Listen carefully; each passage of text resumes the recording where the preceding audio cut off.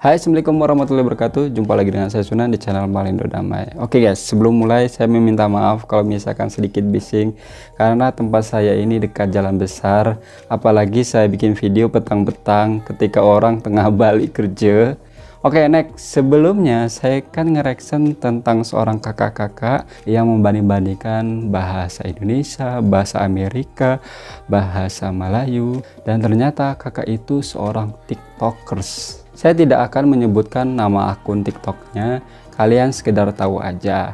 Memang saya akui, konten-konten kakak yang kemarin tuh kebanyakan itu mengedukasi. Tapi ketika dia membanding-bandingkan bahasa Indonesia, bahasa Inggris, dan bahasa Melayu, itu ada embel-embelnya. Yang saya maksud embel-embel itu ialah ketika dia selesai mengucapkan, itu dibarengi dengan ketawa yang seolah-olah seperti mengejek. Saya pun sebagai warga negara Indonesia kurang bersetuju, kurang senang dengan tindakan yang dilakukan kakak tersebut. Karena itu bahasa suatu negara, jangan diperlekehkan, jangan dibikin ejekan. Kita pun sebagai warga negara Indonesia, kalau misalkan ada orang luar negara memperlekehkan atau mengejek bahasa kita, kita marah tidak? Marahlah. Begitu juga dengan warga negara Malaysia, mereka tidak suka kalau bahasa mereka diperlekehkan atau diejek. Ketika saya lihat-lihat konten video kakak kemarin itu di TikTok, saya coba-coba scroll dan lagi-lagi saya terjumpa ada salah satu video dia atau konten dia yang membandingkan bahasa Indonesia, bahasa Inggris, dan bahasa Melayu. Sekali lagi saya akan lihat video si kakak itu, selepas itu saya akan bahas. How do you say these words in your language? Instant noodles, mie instan, mie segera, kid, anak, budak tuh, tank, kereta tebal, free, gratis, percuma, sensus, banci, film, jom tengok wayang, happy, bahagia, seronoknya, emergency exit door, pintu darurat, pintu kecemasan, I don't know, go for a walk, jalan-jalan, makan angin lah, push up, perkosa bumi. oh my god. Dari video ini saya akan membahas yang paling terakhir, yaitu push up. Setahu saya ya, sebagai orang Indonesia yang belajar-belajar dikit tentang bahasa Malaysia, di Malaysia itu tidak ada kata-kata perkosa.